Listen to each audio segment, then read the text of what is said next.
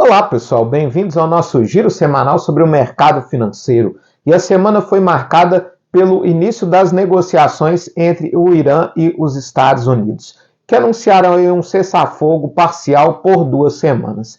Apesar de ser aí um acordo ainda muito frágil, o Irã voltou a bloquear aí o Estreito de Hormuz horas depois de tê-lo liberado, acusando Israel de violar o cessar-fogo, depois que Israel lançou aí o ataque mais intenso desde o início dessa ofensiva contra o território do Líbano, deixando aí 89 mortos e mais de 700 feridos.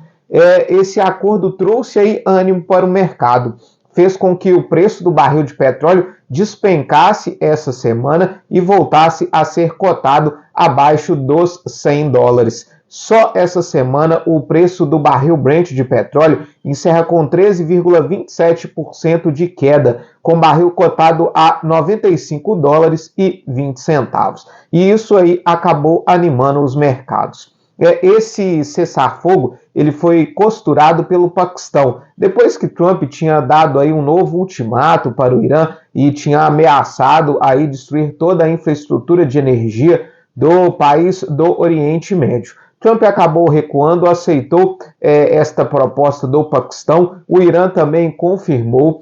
Ao longo da semana houveram aí várias discussões e falas divergentes entre os dois países em relação a quais seriam os pontos em que foi baseado este cessar-fogo, mas o fato é que neste sábado, Irã e Estados Unidos sentam às mesas de negociação no Paquistão para tentarem chegar a um fim definitivo do conflito. E isso acabou aí renovando as esperanças do mercado financeiro.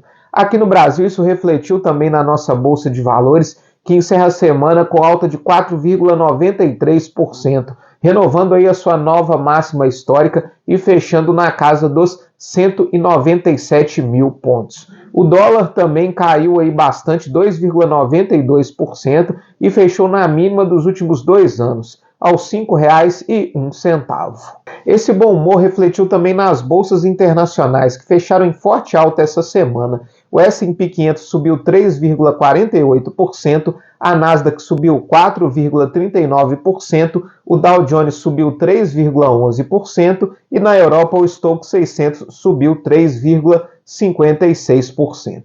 Já o minério de ferro andou meio de lado a semana, encerra em leve queda de 0,76%, com a tonelada cotada aos R$ 106,63. No conflito entre Rússia e Ucrânia também foi anunciado um cessar-fogo temporário. Esse cessar-fogo irá durar 32 horas e foi proposto pela Rússia em função da Páscoa Ortodoxa que acontece neste final de semana. A Ucrânia concordou com esse cessar-fogo e ambos os países aí concordaram em cessar os ataques pelas próximas 32 horas.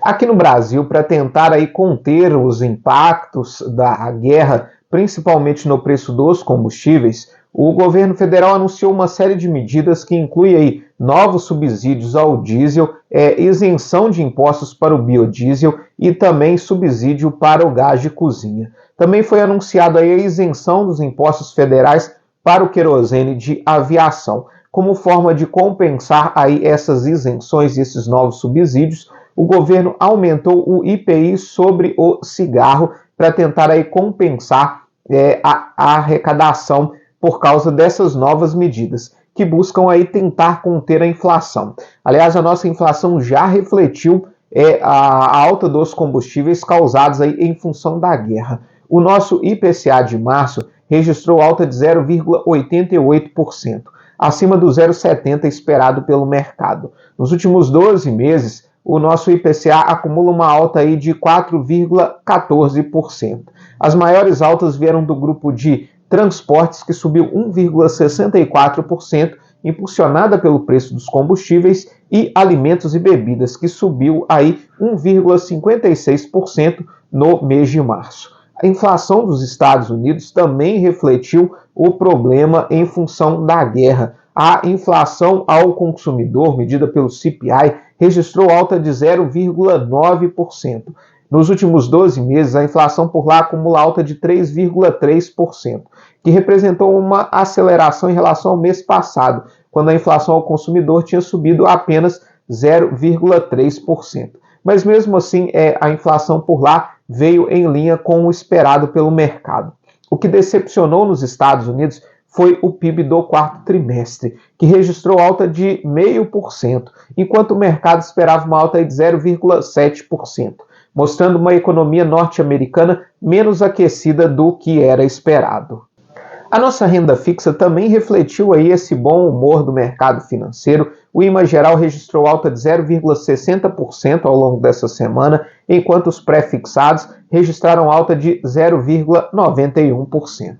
Já os juros futuros recuaram ao longo da semana. O DI para janeiro de 2027 encerrou com queda de 0,30 pontos percentuais e encerra essa semana cotado a 14,06%.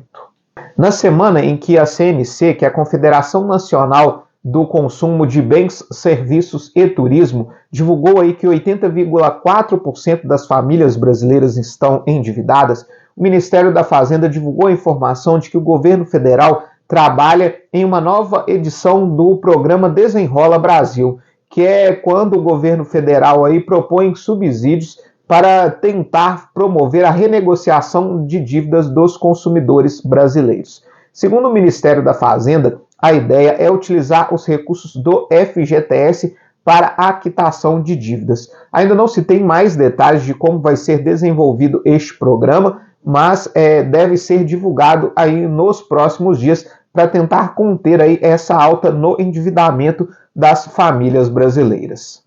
Ainda no campo político, a Câmara dos Deputados aprovou essa semana, em primeiro turno, uma PEC que cria um piso mínimo para gastos com assistência social, que vai ser aí de 1% sobre a receita corrente líquida dos entes federativos. Por mais que a proposta aí tenha o objetivo de garantir aí um gasto mínimo com assistência social por parte do governo, causa aí uma certa preocupação de qual seria este impacto. Segundo estimativas dos especialistas, esse impacto ele pode gerar aí em torno de 100 bilhões de reais, no momento em que as contas públicas já estão pressionadas, o que seria aí uma nova bomba fiscal.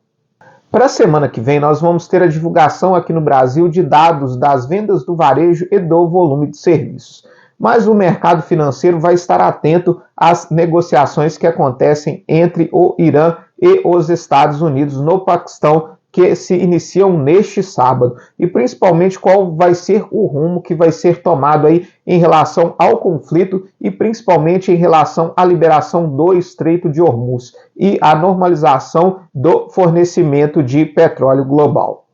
Muito obrigado e até a próxima semana.